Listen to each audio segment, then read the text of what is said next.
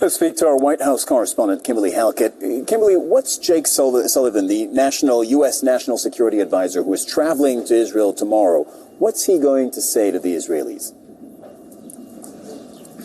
Well, there's going to be a little bit of cleanup that's going to be involved, and we've already seen evidence of that from the National Security Council spokesperson, John Kirby, as he's been speaking to the American media.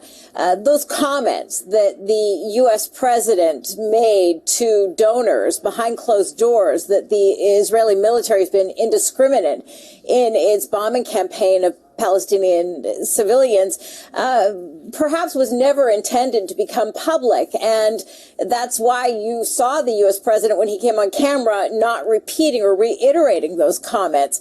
And so what we've seen is a bit of a dialing back of those comments by the national security spokesperson, instead saying that the results of the campaign have not been commensurate with the efforts to minimize civilian casualties, a much more wordy statement.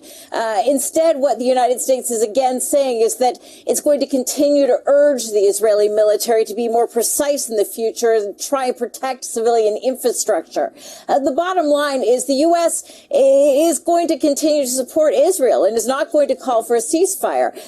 So that's really the message that he is going to convey as he sits down with the cabinet, the war cabinet, the Israeli prime minister, the president, and also it's not just going to be the national security advisor that's going to be conveying this message and sort of tidying up the president's comments. It's also going to be the defense secretary, Lloyd Austin, who's going to be traveling to Israel on Monday as well.